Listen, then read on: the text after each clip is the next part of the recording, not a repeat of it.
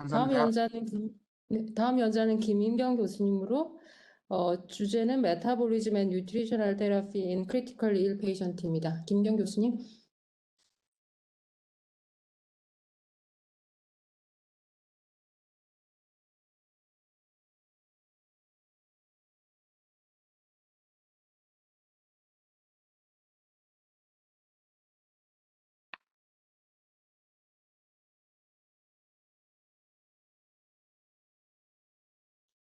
김인경 교수님 소리가 안 들립니다.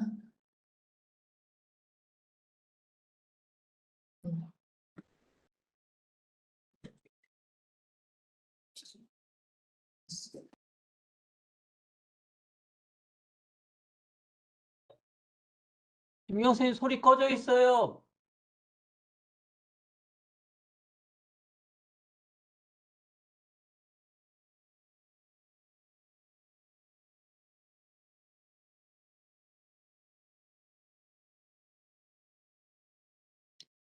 네, 들리시나요? 네, 들립니다. 네, 죄송합니다. 네, 안녕하십니까. 일반외과 임상조 교수 김경입니다. 오늘 제가 말씀드릴 내용은 중환자에서 메타볼리즘의 변화와 이에 따른 영양치료에 대해서 간단히 소개드리도록 하겠습니다. 순서는 먼저 크리티컬 일리스에서의 메타볼리즘이 어떻게 변화하는지 패소피지올로지에 대해 간략히 말씀드리고, 이어서 중환자에서 영양치료의 목적과 영양 요구량을 평가하는 방법, 또 현재 제한되고 있는 가이드라인에 대해 간략히 소개해드리고, 마지막으로 본원에서 연구 중인 부분을 일부 소개해드리도록 하겠습니다. 본 내용에 들어가기에 앞서서 크리티컬 일니스란 집중 치료를 필요로 하는 모든 디지즈 스테이투스를 포함한다고 생각하시면 되겠습니다. 가장 흔한 예로는 sepsis나 시비어 트라우마, 포스트 서지컬 스테이투스, 메이저 번 등이 이에 해당할 수 있겠습니다. 크리티컬 일리스의 특징은 일반적인 스타베이션에 대해 적응해 나가는 것과는 다르게 신체 내에 전반적인 염증 반응이 일어나면서 에너지 소비량을 변화시키고 급속한 프로테인 카타볼리즘을 가속화시키는 것이 특징이라고 할 수 있겠습니다. 일반적으로 단기 금식 상태에서는 에너지원을 글루코즈에 의존하고 있는 주요 조직인 브레인과 RBC, 키드니 등을 보호하기 위해서 궁극적으로 혈중 글루코즈 농도를 유지하기 위한 방향으로 대사 과정이 일어나게 됩니다. 우선적으로 간에서 저장된 글라이코겐을 분해해서 혈중 글루코즈 레벨을 유지하다가 시간이 지나면서부터는 머슬의 프로테올라이시스와 폐티슈의 라이폴라이시스를 증가시켜서 리버 내로 패티엑시드랑 아미노엑시드를 운반해서 리버 내에서 글루코네오제네시스를 촉진하고, 이러한 과정은 보통 금식 2, 3일째까지 지속되는 것으로 알려져 있습니다. 하지만 이 이후에 장기적인 금식 상태가 지속되게 되면 브레인의 1차 에너지원이 글루코즈에서 케톤으로 변화되게 되면서 글루코즈 사용을 최소화하는 방향의 메타볼리즘이 일어나게 됩니다. 하지만 키드니나 RBC 같은 경우에는 케톤 바디 자체를 연소할 수 없기 때문에 어네어로빅 글라이콜라이시스로 생성되는 락테이트로 리버 내에서 글루코네오제네시스를 또 추가적으로 유도하게 됩니다. 패티 엑시드로 에너지를 만들고 브레인에서 케톤 바디를 주 에너지원으로 사용함으로써 금식 상태에 적응하여 항상성을 유지하게 되는데, 이 상태에서는 머슬의 프로테올라이시스가 감소하고 이로 인해서 글루코네오제네시스도 감소시켜서 프로테인 손실을 최소화하는 방향으로 대사가 안정되게 됩니다. 하지만 앞서 보여드린 것과는 좀 다르게 금식이 아닌 sepsis나 메이저 서저리, 트라우마와 같은 아주 스트레스풀한 상황에서는 이런 메타볼리즘의 변화로 인해서 뉴트리셔널 스테이투스가 현저하게 바뀌게 됩니다. 맨 처음 손상이 중추신경계에 의해서 인지가 되면 HPA 엑시스를 통해서 혈중 카테콜라민 농도가 증가하게 되고, 이로 인해서 하트레이시 증가하고 카디악 아웃풋이 증가, 페리페럴 바스큘러 컨스트릭션이 유발되게 됩니다. 또한 키드니에서는 안티다이어리틱 호르몬의 분비로 인한 레닌 안지오텐신 시스템이 활성화되면서 소변량이 급격하게 감소하게 됩니다. 이에 더불어서 스트레스 호르몬인 콜티졸 분비가 증가하고 카테콜라민에 의해서 또 글루카곤 분비가 지속적으로 증가하면서 머슬 내에서는 프로테올라이시스, 푀티슈 내에서는 라이폴라이시스가 증가하게 되고 이렇게 생성된 이제 패티엑시드와 아미노엑시드를 가지고 리버 내에서는 글루코네오제네시스가 활발하게 일어나게 됩니다. 이로 인해서 결과적으로는 혈중에 이제 글루코스 레벨이 올라가는 결과가 나오게 되는데 평소에 정상적인 상태라면 이런 글루코즈를 인슐린이 이제 적절하게 조절을 하게 되는데 실제로는 이를 조절해야 되는 인슐린의 분비 장애와 또 말초 조직에서의 인슐린 저항성의 증가로 이 하이퍼글리세미아가 조절되지 못하고 지속되게 됩니다. 뿐만 아니라 이런 머슬의 카타볼릭 스테이투스가 지속되면서 리버 내로 다량의 아미노액시드가 흡수되고 이를 바탕으로 어큐트 페이즈 프로테인들의 합성이 증가하게 됩니다. 하지만 이런 리버 내에서의 이 프로테인의 합성이 이 프로테인의 턴오버를 따라가지 못하게 됨으로써 결과적으로는 네거티브 나이트로겐 밸런스를 만들게 되고 이로써 유린으로 나이트로겐 배출이 현저하게 증가하게 됩니다. 앞서 설명드린 내용을 하나의 표로 정리한 것인데 단기 금식 상태, 장기 금식 상태 및 스트레스 상황에서의 마크로 뉴트리언트의 메타볼리즘의 변화를 정리해 보면 이 손상 후 반응에서 글루코네오제네시스, 글라이콜라이시스와 프로테인 카타볼리즘이 현저하게 증가하는 것을 확인할 수 있겠고 이에 비해서는 장기 금식 상태에서는 라이폴라이시스와 케토제네시스가 메이저 에너지 소스를 공급하는 방향으로 대사가 일어나는 것을 알 수 있습니다. 크리티컬 일리스에 대한 우리 몸의 대사의 변화는 이제 ebb 앤 플로우 이론으로 주로 설명하게 되는데요. ebb 페이즈에서는 손상을 받은 수시간에서 1, 2일째로 불안정한 상태를 보이는 하이퍼 어큐트 페이즈라고 할 수 있겠고, 플로우 페이즈부터는 스트레스 호르몬이 증가하면서 에너지 소비량과 체내 단백질의 카테콜라민이 증가되는 시기, 그리고 손상 초기에 이렇게 손상되었던 단백질과 지방 등이 다시 안정화되는 아나볼리즘 시기를 포함하게 됩니다. 하지만 이런 플로우 페이지의 레이트에 나타나는 이런 아나볼리즘이 정상적으로 가지 못하고 지속적인 카타볼리즘이 일어나게 되면 크로닉한 크리티컬 일리스 상태로 진행해서 불량한 예후를 보이게 됩니다. 크리티컬 일리스의 페이즈에 따라서 적절한 영양 공급을 하기 위해서는 중환자의 에너지 소비량을 변화를 잘 알아야 합니다.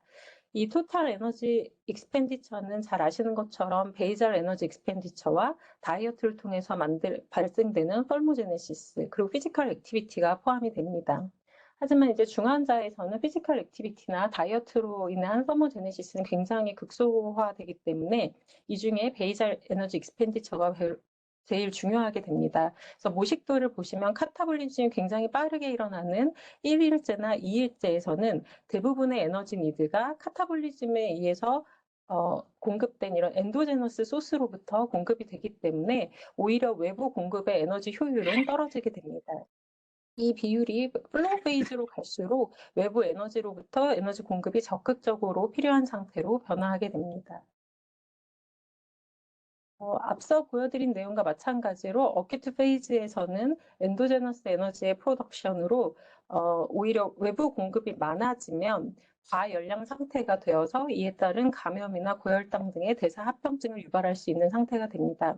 하지만 이제 레이트 페이즈로 갈수록 엔도제너스 에너지 프로덕션은 줄어들고 카타볼리즘에서 아나볼리즘으로 체인지가 일어나면서 서서히 영양 공급을 증가시켜서 토탈 에너지 익스펜디처를 유지할 수 있는 방향으로 영양 공급을 해야겠습니다.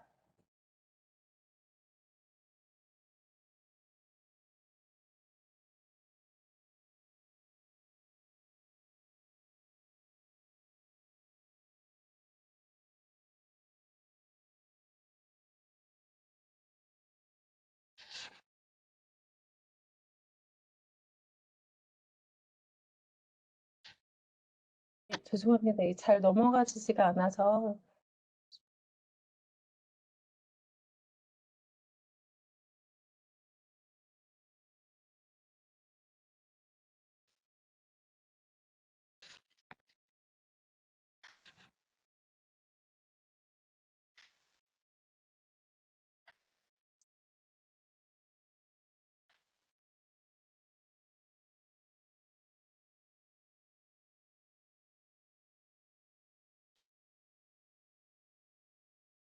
잘 보이실까요? 네, 잘 보입니다. 네, 손상의 중증도에 따라서 메타볼릭 리스판스도 그 정도가 다르게 나타나게 되는데 평소 저희가 가장 많이 경험하는 일렉티브 서저리의 경우에는 단기 금식에 가까운 레스팅 에너지 익스펜디처를 보이는 반면에 메이저 범을 입은 환자에서는 레스팅 에너지 익스펜디처가 평소에 1.8배로 증가하게 되고 나이트로겐 익스크리션도 3배 이상 증가해서 시비어 카타볼리즘을 보이는 것을 알 수 있습니다. 그리고 저희가 흔히 접하게 되는 페리토나이티스나 시비어 sepsis 같은 경우에는 이 중간 정도에 해당된다고 보시면 되겠습니다. 중환자에서의 영양 치료의 목적은 앞서 설명드린 대사 변화에 따른 에너지 소비량에 맞춰서 적절한 칼로리를 공급하고 린 바디 매스를 유지하면서 머슬 웨이스팅을 최소화하는 것이라 할 수 있겠습니다. 그렇다면 이제 적절한 영양 공급을 위해서 필요한 에너지 익스펜디처를 과연 어떻게 정해야 할지에 대해서 또 많은 연구가 있었습니다. 아주 간단하지만 가장 널리 이용되는 방법으로는 경험적 수치를 이용하는 것으로 보통 kg당 25kcal를 하루에 제공하는 것을 보편적으로 사용하고 있습니다. 이 외에도 각종 예측 모델을 통한 이제 수식들이 이용되게 되는데요. 해리스 베네딕트 포뮬라나 펜스테이트 포뮬라, 토론토 포뮬라 등 다양한 포뮬라들이 이제 현재까지 개발되어 있고 우리 병원 같은 경우에는 이제 벤틸레이터를 하고 있는 환자에서는 펜스테이트 방식을 그리고 벤틸레이터를 하고 있지 않은 환자에서는 미필린 방식을 이용해서 에너지 소비량을 구하고 있습니다. 근래에 들어서는 칼로리 요구량을 이렇게 예상하는 것이 아니라 환자의 상태에 따라서 간접적으로라도 측정할 수 있는 인다이렉트 칼로리메트리가 중환자 영양 평가 도구로서 각광을 받고 있습니다. 인다이렉트 칼로리메트리는 흡기와 호기의 가스 익스체인지를 통해서 O2 소비량과 CO2 생산량을 측정해서 에너지 익스펜디처를 계산하게 됩니다. 아래 그림과 같이 벤틸레이터를 하고 있는 환자에서는 엔도튜브에 연결된 서킷에서 가스를 직접 샘플링하거나 이런 챔버를 이용해서 가스 익스체인지를 측정하게 되고 자발호흡 중인 환자에서는 이런 후드를 완전히 실링해서 씌운 다음에 여기다 칼로리메트리를 연결해서 측정을 할 수 있습니다.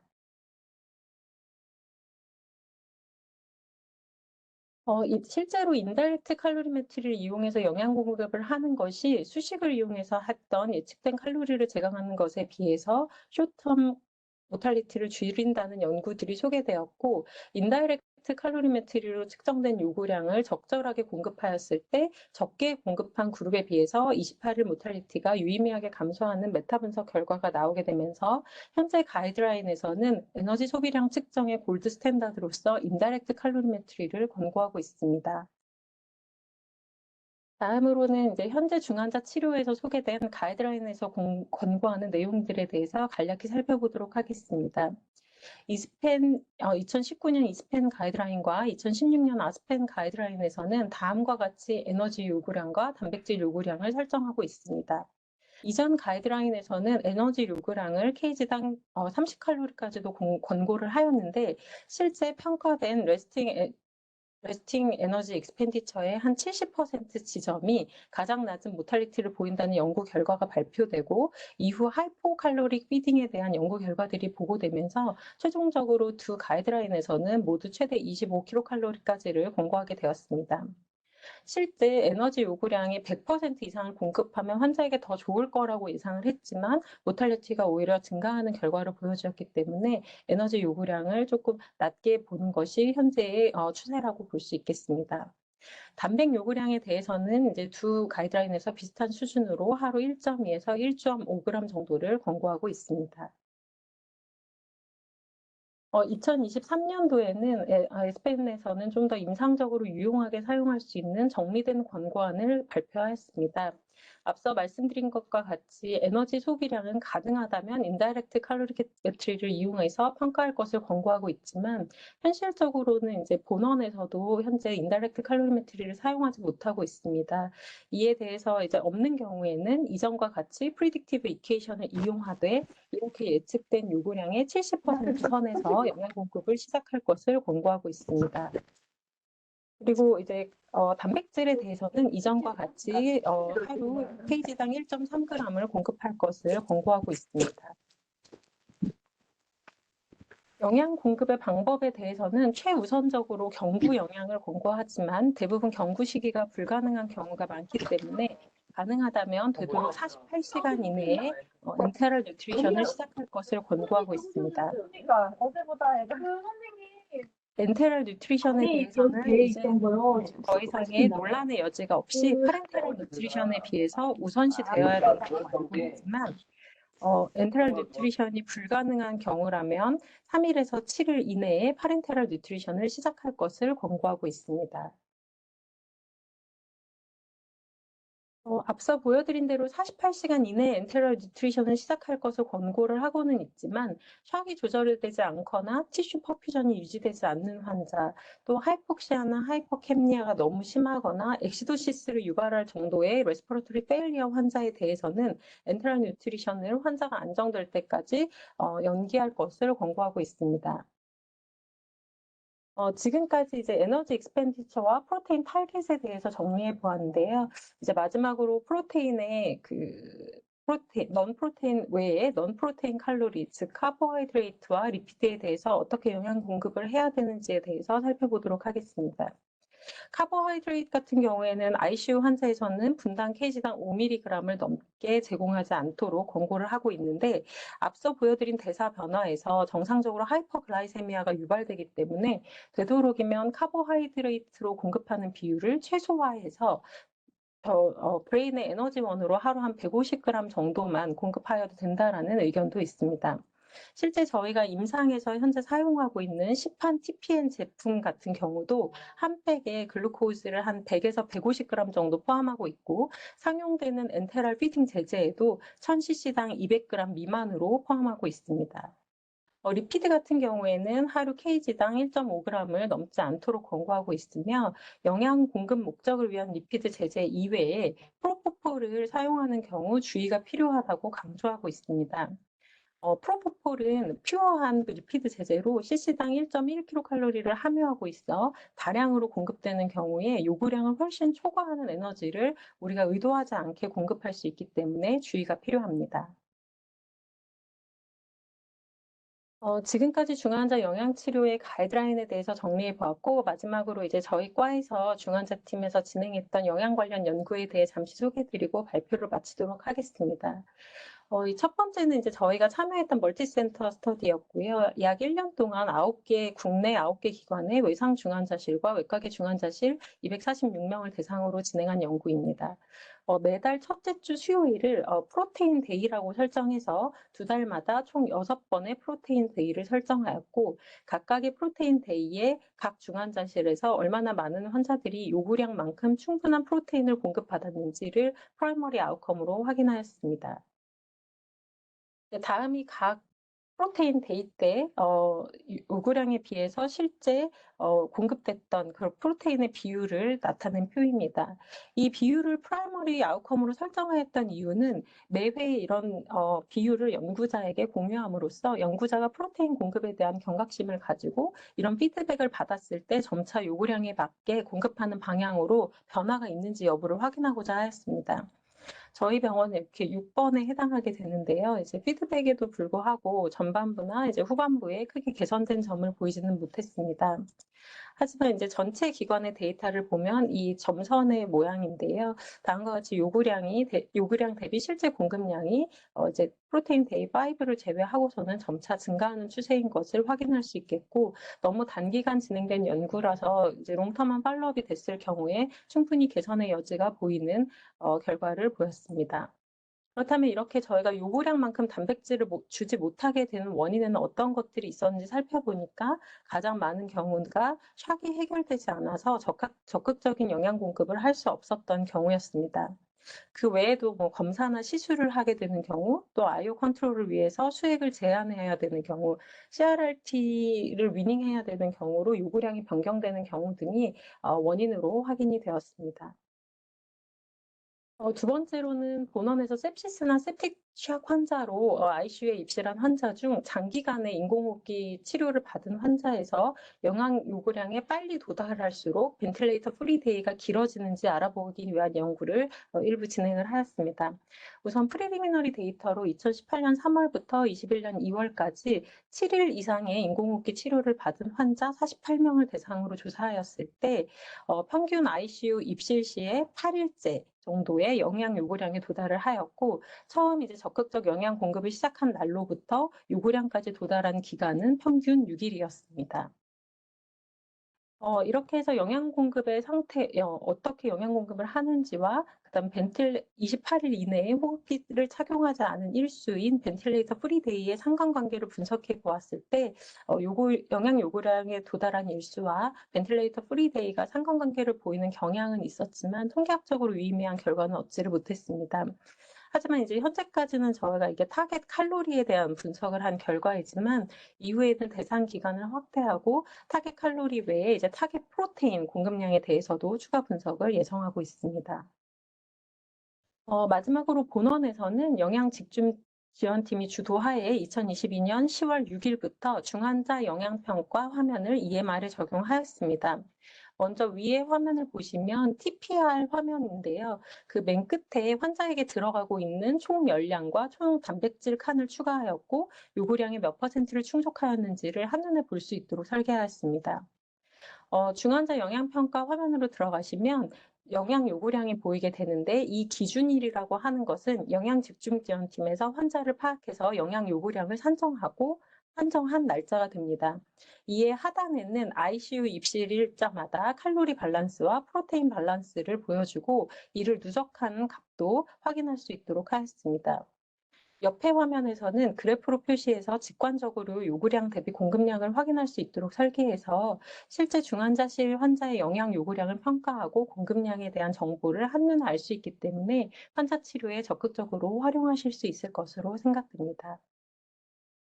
네, 제가 준비한 내용은 여기까지고 경청해 주셔서 감사합니다. 네, 김윤경 교수님 발표 감사합니다. 혹시 질문 있으신가요? 예, 김경식입니다. 전통적으로 저희 병원이 서지컬 뉴트리션에 대해서 굉장히 강의했는데 제가 잘 이해를 못해가지고 좀 이렇게 위축된 느낌이었는데 지금 우리 신촌에서는 김인경 교수님이 엄청나게 열심히 해주시고 강남에서는 권윤기 교수님이 되게 열심히 해주셔서 지금 옛날에 어떤 그런 우리의 영광을 다시 찾지 않을까 이렇게 생각됩니다. 그래서 열심히 해주셔서 감사하고요. 그다음에 인다이렉트 칼로리미터리가 좋은 건 다 알고 있는데 우리나라에서 현실적으로 어려운 게 튜브나 뭐 이런 거에 대한 보험 수가 인정이 안 됐던 것 같습니다. 그래서 그거를 보험 수가로 인정받기 위해서 엄청나게 노력을 했는데 되게 이렇게 인정을 못 받아서 지금 어려움이 있었는데 혹시 인다이렉트 칼로리메트리의 보험 수가가 어떻게 되고 있는지 하나 하고 그다음에 또 하나가 이제 프로테인에 대해서는 되게 강조를 하셨는데 리피드는 거의 말씀을 안 주셨거든요. 근데 3, 4년 전부터 유럽에서 시장에서 리피드가 좀 퇴출되기 시작했습니다. 왜냐하면 패트 엠보리즘도 생기고 그다음 오버칼로리 되고 지금은 칼로리 줄이자고 하는데 그런 상태에서 프로테인 로스 됐을 때 머슬 위크니스 등등으로 레스피리 페일리어가 오니까 이제 제약회사들이 전부 다 프로테인 쪽으로 갔거든요, 사실은. 그래서 지금 공급은 그러니까 아까 보여주신 건 2g까지 주셨는데 요즘에는 4g까지 줘도 된다는 이게 나와서 혹시 인다이렉트 칼로리메트리 보험수가 현황하고 그다음에 그 아까 권장량으로 프로테인 2g 주셨는데 4g 주시는 사람들도 있거든요. 그래서 오버 트리트먼트 프로테인, 오버도세이지 뭐 그거에 대한 이야기 조금만 부탁드리겠습니다. 예, 감사합니다, 교수님. 일단 인다이렉트 칼로리메트리 보험 수가에 대해서는 저희가 제가 알기로 2023년도에 이제 41,000원으로 보험 수가가 지정이 되었습니다. 그래서 저희가 일단 환자에게 청구할 수 있는 41,000원의 이제 가격이 발생을 하게 되었고요. 근데 이제 말씀하신 대로 인다이렉트 칼로리메트리 기계 자체를 구입하는 비용이 이제 이것을 훨씬 상회하기 때문에 사실 구입 비용도 그렇고 각각의 이제 필요한 부속품에 대해서는 아직까지 전체를 통틀어서 41,000원으로 수가 산정이 되었고 각각의 부속품에 대해서 저희가 지금 현재 받을 수 있는 상황은 아니기 때문에 실제로 저희가 현장에서 적용할 수 있는 병원들은 많지 않은 것으로 알고 있습니다. 그래서 그런 한계점이 아직은 있다는 말씀을 드리고 싶고 프로테인에 관련해서는 이제 프로테인 제가 아까 2.0g까지 말씀을 드렸는데요. 이제 권고하는 가이드라인은 현재까지의 이제 에비던스들을 바탕으로 이제 정한 가이드라인이긴 하고 이 이외에 이제 말씀하신 대로 2.0g과 뭐 4.0g을 비교하는 그런 대규모 스터디들도 진행이 되었는데 아직까지는 더 많이 주었을 때 좋다라는 물론 이제 더 많이 줬을 때 저희가 걱정하는 부분은 좋을 수는 있지만 그걸로 인해서 발생하는 컴플리케이션, 어큐트 레날 페일리어라든지 이런 컴플리케이션들에 대해서 상쇄할 만한 이펙트가 있느냐라고 봤을 때는 현재까지 에비던스는 조금 부족한 것으로 나와 있어서 아직까지는 권고안이 지금 2023년도 개정될 때까지도 2.0g 미만으로 설정이 되어 있고 저희 병원에서도 CRRT를 하는 경우에 있어서도 그 프로테인 로스를 생각해서도 2.0g을 기준으로 현재 주고 있습니다. 감사합니다. 네, 감사합니다. 네, 더 이상 질문 없으시면 컨퍼런스 마치도록 하겠습니다. 주인 교수님 말씀하십시오. 예, 없습니다. 네, 마치겠습니다.